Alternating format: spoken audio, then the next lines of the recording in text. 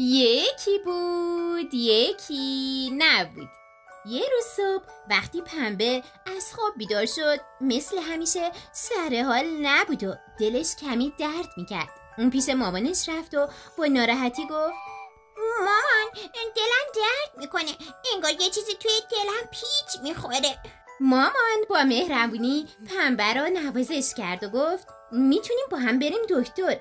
خانم دکتر معاینت میکنه و کمک میکنه تا زودتر حالت خوب بشه.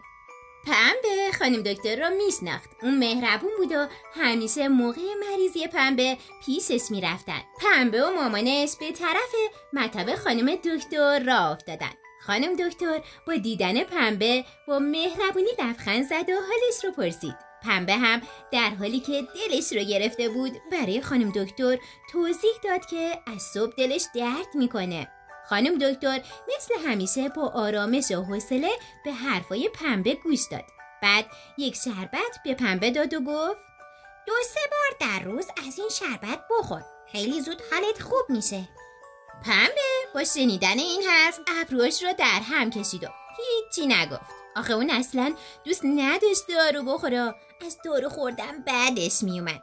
پنبه با دیدن شربت با خودش گفت چه بدشانسی بزرگی، من اصلا دوست ندارم این شربت بدمزه رو بخورم. اونا شربت رو گرفتن و به طرف خونه راه افتادن. پنبه تموم راه به این فکر میکرد که با این شربت بدمزه چی کار کنه. اون میخواست هر طوری شده از شر این شربت بدمزه راحت بشه. وقتی به خونه رسیدن پنبه سراغ برادر کوچولوش پانی رفت و گفت پانی اگه این شربت رو بخوری بهت اجازه میدم با ماشین قرمزم بازی کنیم. اما پانی که مشغول بازی بود اخماش رو تو هم کرد و گفت نه من نمیخوام از این شربت بخورم. پنبه یکم فکر کرد و با خودش گفت چجوری میشه مزه این شربت رو بهتر کنم تا بشه بخورمش؟ بعد یه دفعه فکری به ذهنش رسید و گفت فهمیدم، اونا روی هویجم میریزم و میخورم. بعد شربت رو روی هویجش ریخت، ولی اوضاع اصلا اونطوری که فکر میکرد پیش نرفت. شربت ها همه جا پخش و پلو شدن و پنبه اصلا خوشش نمیومد که هویج شربتی رو بخوره. بعد با خودش فکر کرد شاید بهتر باشه که این شربت بدمزه رو یه جای قایم کنم. بعد رفت و اونو توی باغچه زیر خاکا قایم کرد.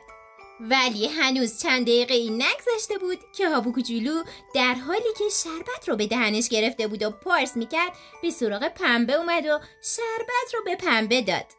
پنبه آهی کشید و گفت چقدر زود شربت رو پیدا کردی. بعد با خودش فکر کرد شاید باید اون رو جای بهتری قایم کنم. برای همین به سراغ لونه کبوترها رفت و شربت رو توی لونه گذاشت. اما همون موقع کبوتر که متوجه شربت مزاحم توی لونش شده بود با چنگالهاش شربت رو از توی لونش بیرون انداخت. پنبه با بی‌حوصلگی شربت رو برداشت. هنوز دلش درد میکرد و حالا کلافه و خستم شده بود. پنبه با خودش فکر کرد هر کاری میکنم نمیتونم از دست این شربت خلاص بشم. حالم هنوز خوب نشده، مثل اینکه تنها راه اینه که شربت رو بخورم.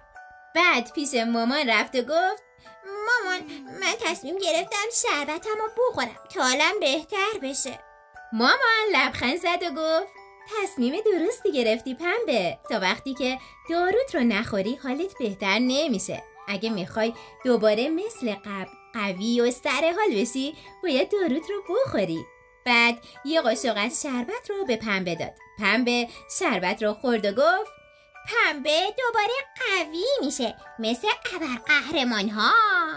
مامان با لبخند گفت آفرین پنبه قهرمان، پس اسم این شربت رو میذاریم شربت قهرمان ها.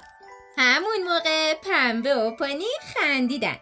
خیلی زود پنبه حالش خوب شد و دیگه دلش درد نمی کرد. پنبه فهمید که خوردن دارو چقدر مهمه و بهش کمک میکنه که زود سر حال قوی بشه. از اون روز به بعد پنبه دیگه هیچ وقت از خوردن دارو فرار نمی کرد، چون میدونست برای به دست آوردن سلامتیش باید داروهاش رو منظم و به موقع بخوره.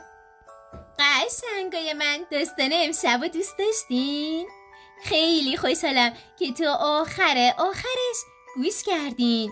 خاله فرشته کلی دوستتون داره. شبتون پر ستاره.